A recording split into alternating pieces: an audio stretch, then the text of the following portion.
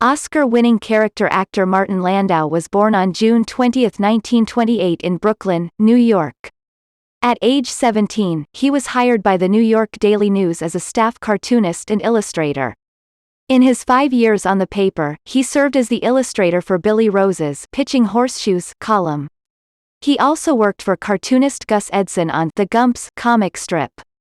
Landau's major ambition was to act, and in 1951, he made his stage debut in Detective Story at the Peaks Island Playhouse in Peaks Island, Maine.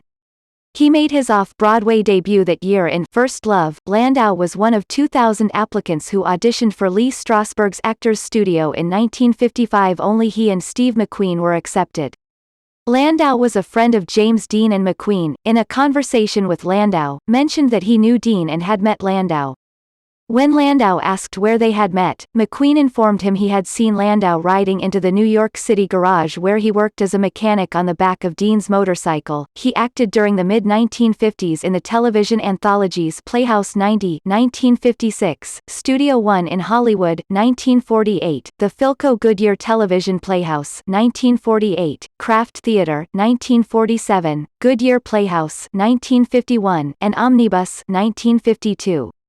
He began making a name for himself after replacing star Frank Tone in the 1956 off-Broadway revival of Anton Chekhov's Uncle Vanya, a famous production that helped put off-Broadway on the New York theatrical map. In 1957, he made a well-received Broadway debut in the play Middle of the Night. As part of the touring company with star Edward G. Robinson, he made it to the West Coast.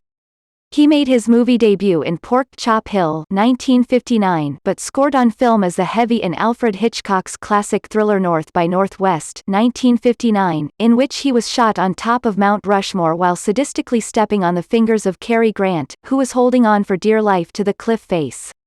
He also appeared in the blockbuster Cleopatra 1963, the most expensive film ever made up to that time, which nearly scuttled 20th Century Fox and engendered one of the great public scandals, the Elizabeth Taylor-Richard Burton love affair that overshadowed the film itself. Despite the difficulties with the film, Landau's memorable portrayal in the key role of Rufio was highly favored by the audience and instantly catapulted his popularity. In 1963, Landau played memorable roles on 2 episodes of the science fiction anthology series The Outer Limits 1963, The Outer Limits, The Bolero Shield 1964, and The Outer Limits, The Man Who Was Never Born 1963. He was Gene Roddenberry's first choice to play Mr. Spock on Star Trek 1966, but the role went to Leonard Nimoy, who later replaced Landau on Mission Impossible 1966, the show that really made Landau famous.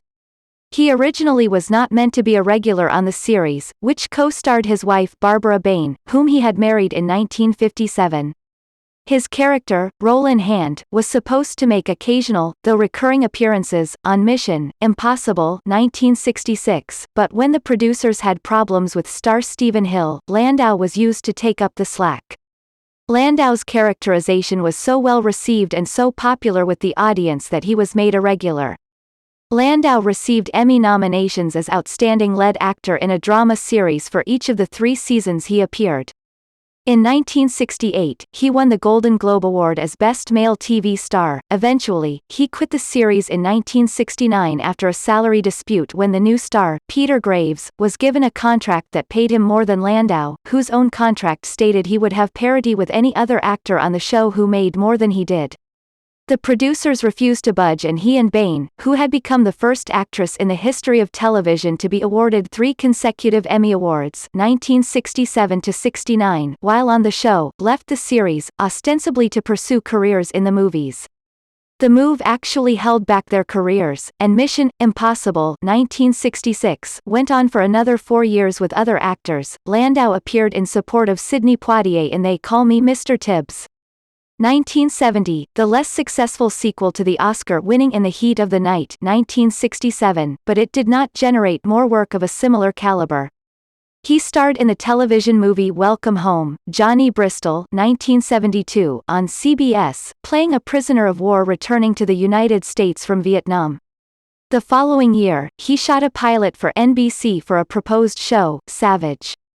Though it was directed by emerging wunderkind Steven Spielberg, NBC did not pick up the show. Needing work, Landau and Bain moved to England to play the leading roles in the syndicated science fiction series Space. 1999-1975, Landau's and Bain's careers stalled after Space. 1999-1975 went out of production, and they were reduced to taking parts in the television movie The Harlem Globetrotters on Gilligan's Island. 1981. It was the nadir of both their careers, and Bain's acting days, and their marriage, soon were over. Landau, one of the most talented character actors in Hollywood, and one not without recognition, had bottomed out career-wise. In 1983, he was stuck in low-budget sci-fi and horror movies like The Being. 1983, a role far beneath his talent. His career renaissance got off to a slow start with a recurring role in the NBC sitcom Buffalo Bill. 1983, starring Dabney Coleman. On Broadway, he took over the title role in the revival of Dracula and went on the road with the National Touring Company. Finally, his career renaissance began to gather momentum when Francis Ford Coppola cast him in a critical supporting role in his Tucker, The Man and His Dream. 1988, for which Landau was nominated for an Academy Award as Best Supporting Actor. He won his second Golden Globe for the role. The next year, he received his second consecutive Best Supporting Actor Oscar nomination for his superb turn as the adulterous husband in Woody Allen's Crimes and Misdemeanors. 1989. He followed this up by playing famed Nazi hunter Simon Wiesenthal in the TNT movie Max and Helen. 1990.